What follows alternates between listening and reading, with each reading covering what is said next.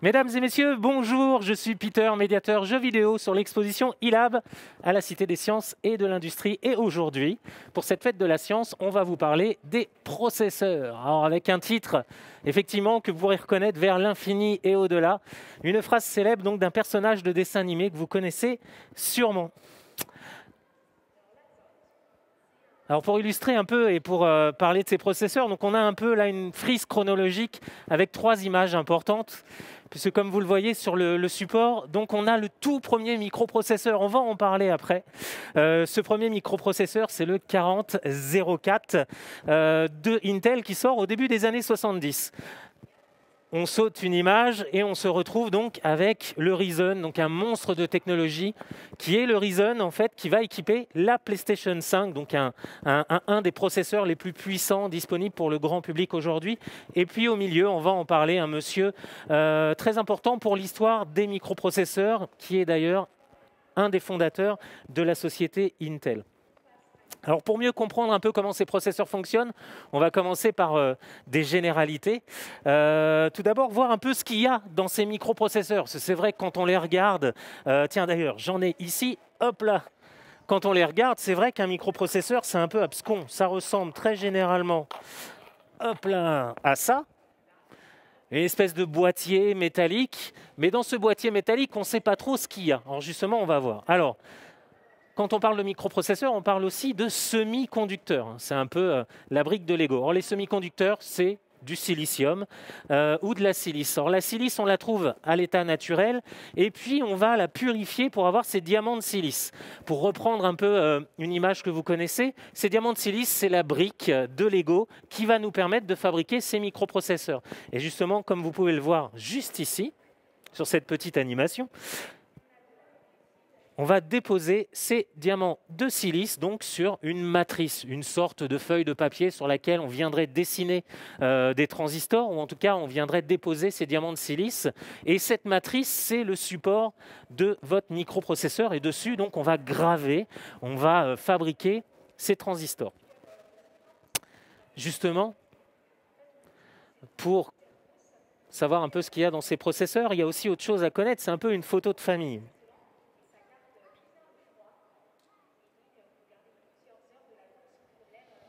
Voilà, ça, c'est l'ancêtre du microprocesseur.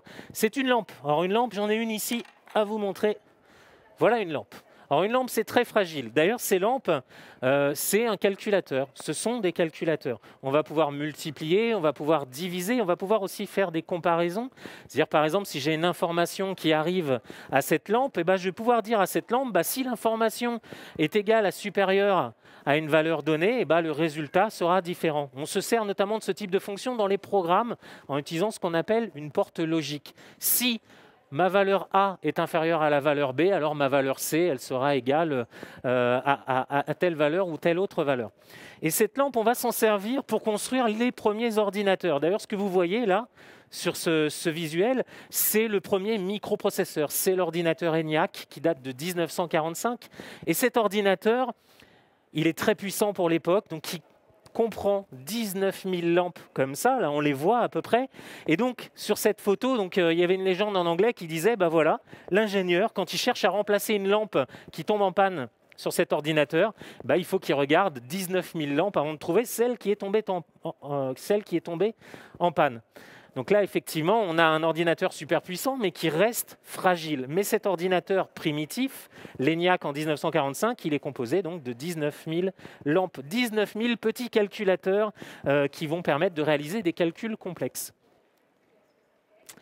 Je vous ai parlé, ces lampes, elles sont fragiles. C'est comme les lampes que vous aviez à la maison il y a encore une quinzaine d'années, quand on allumait la lumière et qu'on disait, tiens, la lampe a pété. Oui, ces lampes, elles sont fragiles, parce qu'elles chauffent beaucoup. Et assez rapidement, on va remplacer ces lampes par quelque chose que vous connaissez, un mot que vous connaissez, ce qu'on appelle le transistor. Or, vous remarquez déjà, le transistor, il y a un petit effort de miniaturisation.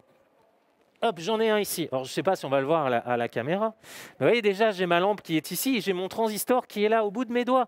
Donc déjà, entre ça, qui date du 19e siècle, Et ça, qui date du milieu du XXe siècle, il y a déjà un effort de miniaturisation très important. Et pourtant, on fait exactement les mêmes fonctions. C'est aussi un calculateur simple, on va faire des comparaisons, on va amplifier le courant, et ça, c'est une multiplication. Et bien, ce transistor, il est beaucoup plus solide, et il va permettre d'engager ce qu'on appelle la miniaturisation. Et on va continuer à miniaturiser. On a parlé tout à l'heure que pour cet ordinateur ENIAC, on avait besoin de 19 000 lampes. On aurait pu remplacer ces lampes donc par des transistors, maintenant vous l'avez bien compris. Et puis on s'est mis à, donc au début des années 70, on s'est mis donc à continuer de miniaturiser ces transistors. Et on va construire un peu une sorte de maison, de village, pour que tous ces transistors ils cohabitent les uns avec les autres, et on va continuer de les miniaturiser. Aujourd'hui, on a des transistors de taille microscopique. On va en reparler après. Et donc là, comme vous le voyez sur cette frise chronologique, on a ce premier microprocesseur qu'on a vu au tout début, le 4004 d'Intel, et puis on arrive à nos microprocesseurs modernes, ces microprocesseurs qui équipent les ordinateurs aujourd'hui, notamment les Core i5 ou i7 d'une célèbre marque, mais on en est aujourd'hui à la 12e génération, parce que ça y est, on arrive à bien maîtriser ce type de matériel. Donc on a une évolution comme ça des microprocesseurs qui permet évidemment d'avoir des ordinateurs de plus en plus puissants. Mais ce qu'on va d'abord remarquer, c'est que ces microprocesseurs, ils vont travailler différemment. Savoir qu'au tout début, ces microprocesseurs, ils font tout. Ils s'occupent des graphismes, ils s'occupent des sons, ils s'occupent de faire tous les calculs, ils s'occupent aussi de savoir si vous avez tapé sur la lettre A ou sur la lettre B. Ils font tout, c'est des travailleurs acharnés. Et puis on se rend compte qu'on leur donne peut-être un peu de travail et au final, ces processeurs, ils vont évoluer. Ils vont devenir des chefs d'orchestre, des agents de circulation. Au début, on a donc des microprocesseurs qui ne savent pas déléguer. Et aujourd'hui, on a des microprocesseurs qui savent très bien déléguer, parce qu'ils savent qu'ils ne peuvent pas tout faire. Donc du coup, pour les opérations les plus complexes, si c'est des graphismes, votre microprocesseur dans votre ordinateur va orienter tous les calculs qui permettent d'afficher l'image de vos jeux vidéo vers ce qu'on appelle une carte graphique ou aussi un GPU, un processeur spécialisé dans le calcul de l'image. Ces microprocesseurs, donc on l'a vu au tout début, il y a ce monsieur Gordon Moore, qui va inventer une loi, qui va édicter une loi en 1965. Nous, ce qu'on retient, c'est la loi de 1975, qui est beaucoup plus simple à comprendre.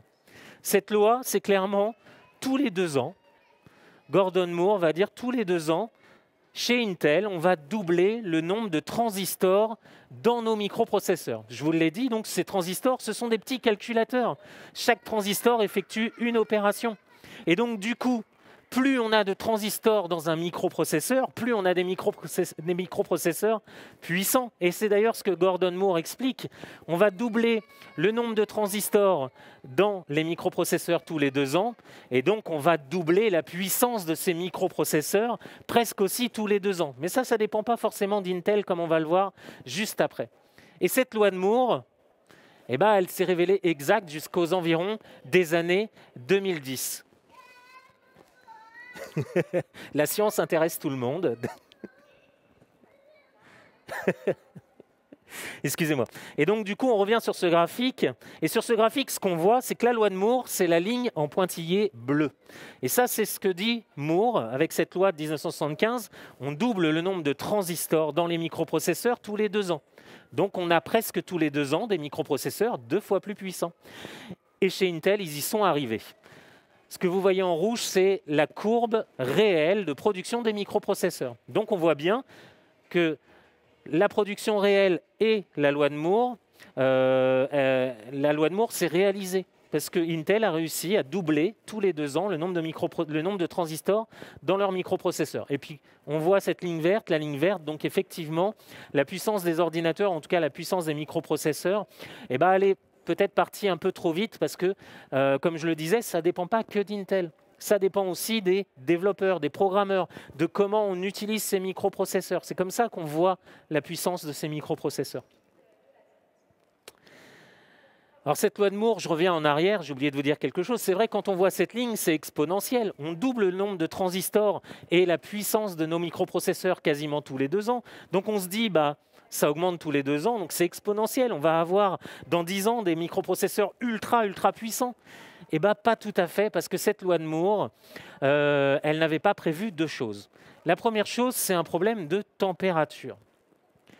C'est une loi de la physique naturelle, plus on a de la puissance et plus on chauffe. Et c'est un peu ça le souci, c'est qu'effectivement, c'est bien d'avoir des microprocesseurs de plus en plus puissants, mais plus ils sont puissants et plus ils vont chauffer. Alors, au tout début, on a dit que la brique de Lego, c'était le diamant de silice, du silicium. Le silicium, c'est un semi-conducteur. On va voir pourquoi on utilise d'ailleurs ces semi-conducteurs dans la construction des microprocesseurs. Dans vos maisons, on va utiliser plutôt du cuivre. Le fil qui relie l'interrupteur à votre lampe, c'est du cuivre notamment. Parce que dans vos maisons, il fait entre 20 et 25 degrés, donc tout va bien. Et à cette température-là, le cuivre est un des meilleurs conducteurs qu'on a sur la planète. Et ben dans un microprocesseur, la température, elle va augmenter, et même beaucoup. Et plus cette température augmente, et plus les semi-conducteurs deviennent superfluides. C'est-à-dire que le métal à de très très hautes températures conduit de moins en moins bien l'électricité. Il va même y avoir un phénomène de résistance. L'électricité passe de moins en moins bien dans le métal, alors que dans les semi-conducteurs, le matériau principal qu'on utilise pour construire ces microprocesseurs, lui, il va y avoir un phénomène de superconductivité, de superfluidité. Donc le semi-conducteur, c'est vraiment la solution idéale pour fabriquer donc des microprocesseurs.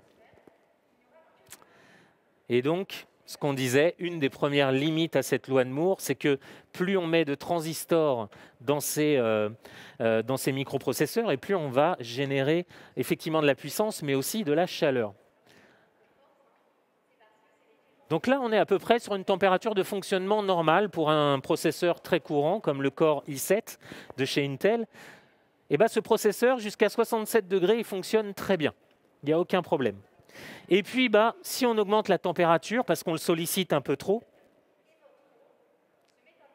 et ce microprocesseur, il va se mettre à chauffer. Et là, on va commencer à créer de l'instabilité, parce qu'on a de plus en plus de transistors dans ces microprocesseurs. Ça, maintenant, vous le savez, c'est la loi de Moore qui le dit. Mais le problème, c'est qu'on commence à avoir un paradoxe. Plus de puissance égale plus de chaleur. Et la chaleur, c'est l'ennemi du microprocesseur. Et ça, Gordon Moore ne l'avait pas prévu à l'époque. D'ailleurs, il y a quelque chose de très amusant, je voulais vous montrer ça, cette petite illustration. Là, on est au milieu des années 80, avec la flèche orange, parce que vous voyez, il y a tous ces composants avec la flèche orange. Donc, je vous montre où est le microprocesseur, le Motorola 68000, parce qu'il a 68 000 transistors dedans. Là, j'ai mis une grosse flèche orange parce que ce n'est pas évident de le retrouver, ce microprocesseur. Donc, le microprocesseur que vous voyez là, ne vous inquiétez pas, ce n'est pas un vrai cerveau. C'est le cerveau de l'ordinateur. Voilà, c'est ça qui va coordonner toutes les actions de l'ordinateur. Et aujourd'hui, pour reconnaître où est le microprocesseur dans un ordinateur, il suffit de regarder où est le ventilateur. Parce que justement, comme ces microprocesseurs, ils chauffent beaucoup, on a forcément trouvé des solutions.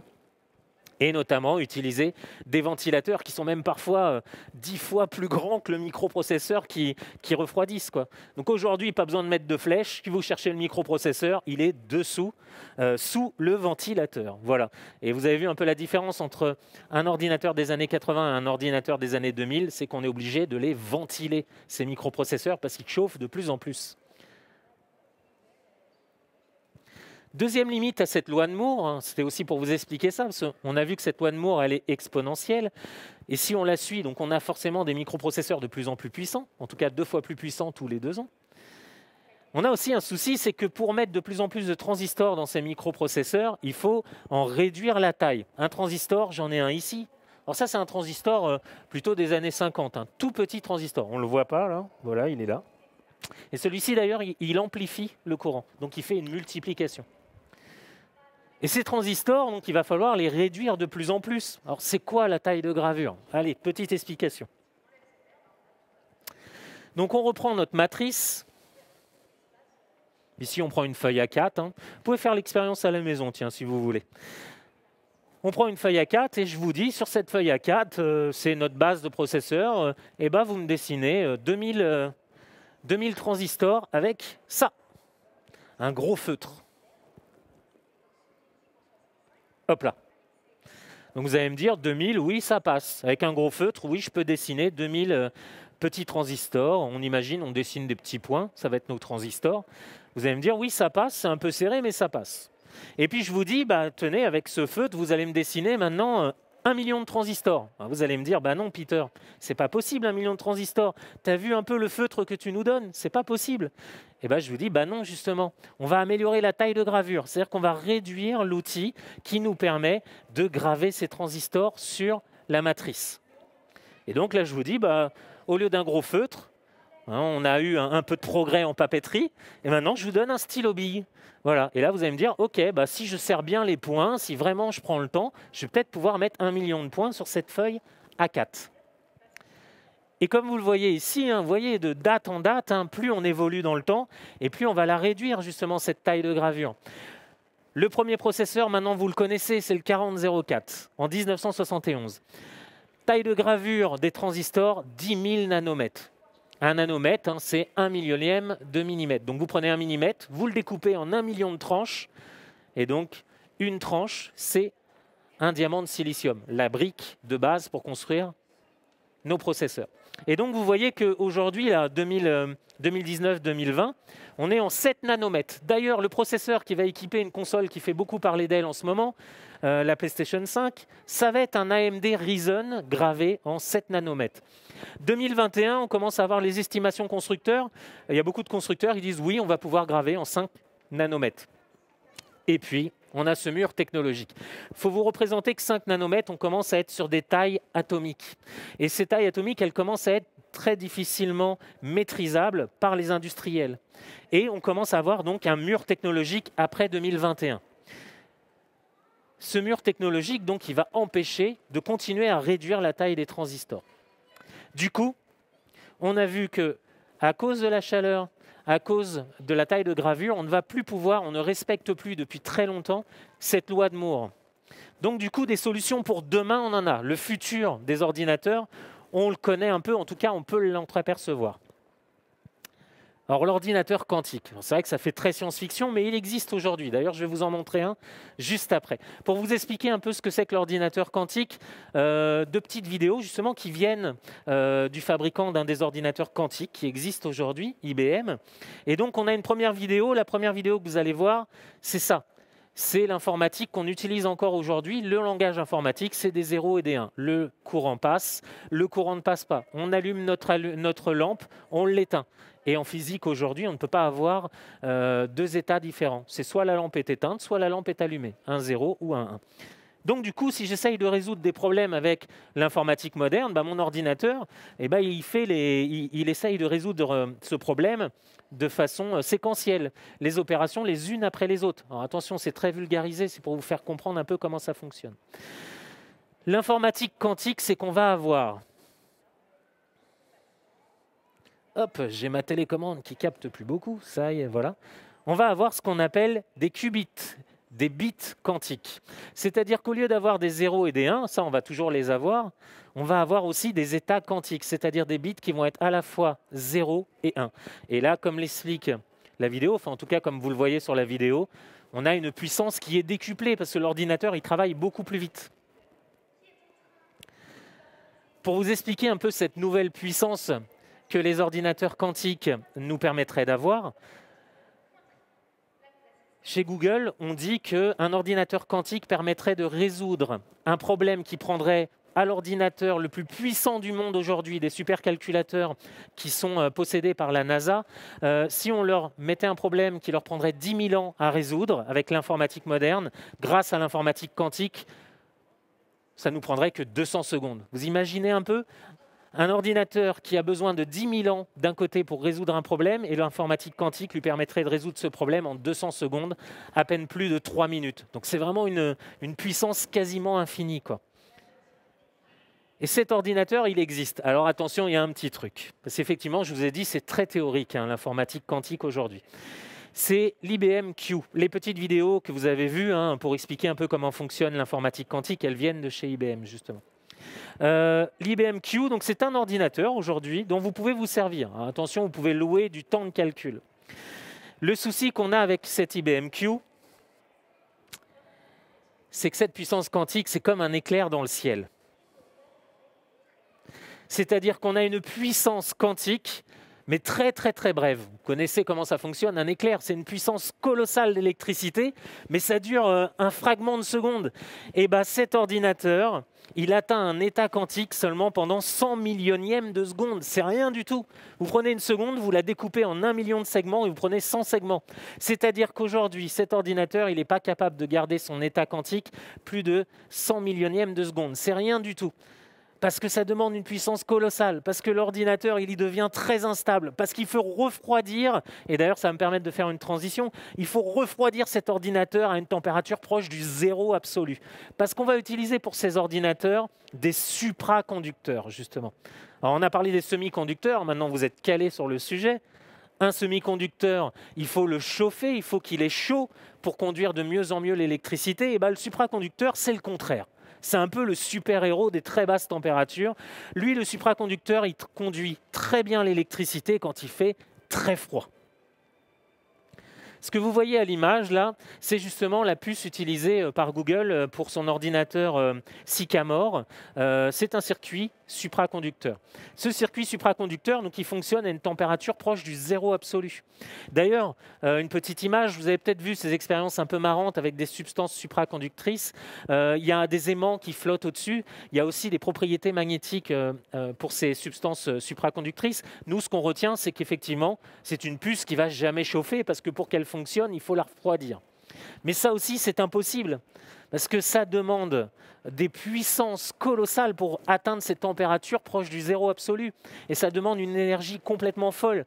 Donc du coup, l'ordinateur quantique, ce n'est pas pour demain. C'est effectivement une solution qu'on envisage, mais qui nous permettrait de pallier à cette puissance des microprocesseurs qu'on n'arrive plus à augmenter comme avant, de façon exponentielle.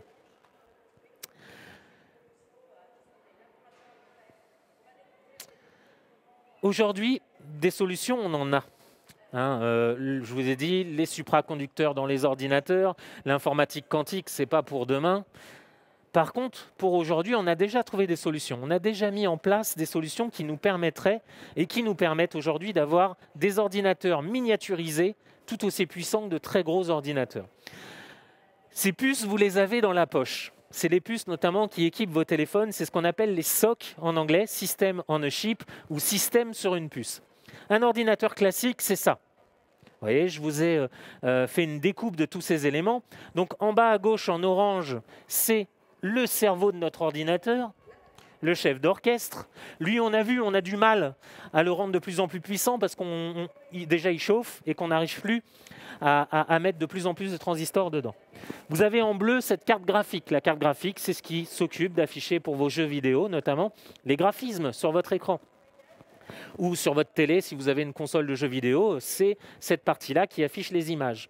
On a aussi la mémoire vive. La mémoire vive, c'est très important. La mémoire vive, on peut comparer ça quand vous posez une opération sur le papier, c'est là où vous mettez vos retenues. C'est ça la mémoire vive. C'est par exemple, vous jouez à un jeu vidéo, votre score est stocké dans la mémoire vive parce que l'ordinateur a besoin de savoir où vous en êtes dans votre score pour rajouter des points à votre score. Vous avez la petite carte verte, ça c'est le Bluetooth, le Wi-Fi. Vous savez que maintenant tous les ordinateurs sont équipés de ces capacités sans fil. Et puis en bas, tout en bas, c'est le système d'exploitation. C'est votre Windows, c'est votre système Apple, c'est votre système Android. Comme on n'arrive plus à réduire la taille des microprocesseurs, des ingénieurs se sont dit on va réduire la taille de tout l'ordinateur. Et voilà. Très schématiquement, comment on construit une puce SoC. On met le microprocesseur, on met la carte graphique, on met la mémoire vive, le système d'exploitation, c'est-à-dire le langage qui permet à votre ordinateur de fonctionner, et enfin, cette petite puce qui permet de communiquer avec l'extérieur. Ces puces, elles existent, je vous l'ai dit. Aujourd'hui, on les utilise. Notamment une là que vous voyez ici, une NVIDIA Tegra K1 qui équipe une console de chez Nintendo, qui est la Switch. Et ces SoC, vous les trouvez aussi dans vos smartphones. C'est pour ça que vos smartphones sont de plus en plus puissants et de plus en plus réduits. C'est grâce à ces SoC. On n'aurait pas pu le faire peut-être avec les microprocesseurs d'ancienne génération. On utilise aujourd'hui ces systèmes sur une seule puce pour équiper vos téléphones et tous nos appareils portables qui ont besoin de puissance. Et enfin, pour terminer cet atelier, Quelque chose aussi dont on se sert aussi aujourd'hui, c'est ce qu'on appelle le cloud computing, le calcul sur le réseau. Alors le cloud, c'est le nuage. Le nuage, qu'est-ce que c'est? C'est Internet. On utilise cette expression du nuage parce que c'est vrai que pour beaucoup, Internet, c'est flou. Alors pour les geeks, pour les ingénieurs, on sait ce que c'est Internet. Internet, c'est quoi? C'est des serveurs. Des serveurs qui sont répartis dans le monde entier. Et un serveur, qu'est-ce que c'est? C'est une salle ventilée avec une centaine, voire des milliers d'ordinateurs super puissants qui sont alignés les uns avec les autres. Et quand par exemple vous faites une recherche sur votre moteur de recherche sur Internet pour programmer vos prochaines vacances, vous tapez vos prochaines vacances, destination de rêve, et ça va sur Internet, sur les serveurs de Google qui vont par exemple vous donner des résultats de recherche. Et on utilise aujourd'hui cette puissance pour aussi faire du jeu vidéo, voire même du calcul. On s'est rapidement aperçu que les ordinateurs à la maison, leur puissance allait être freinée, limitée, parce que comme on l'a vu, la loi de Moore ne s'applique plus.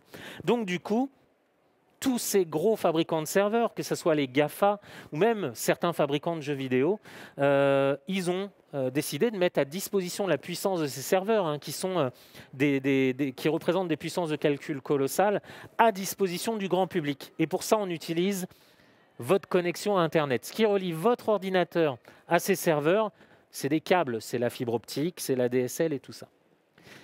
Des solutions, aujourd'hui, on en a déjà. Donc, je vous en ai mis quelques-unes, comme ça, il n'y aura pas de jaloux. On a le français Shadow, qui vous propose un ordinateur, somme toute, très modeste. Mais grâce à la puissance du cloud, on arrive à avoir un ordinateur super puissant. Parce qu'en fait, tout ce qui est calculé dans votre ordinateur, la plupart des calculs se fait sur le réseau Internet, sur ces réseaux super puissants, sur ces serveurs super puissants. On a deux acteurs du jeu vidéo, Google et Amazon, qui ont lancé leur offre. Google, c'est Stadia, Amazon, c'est Luna.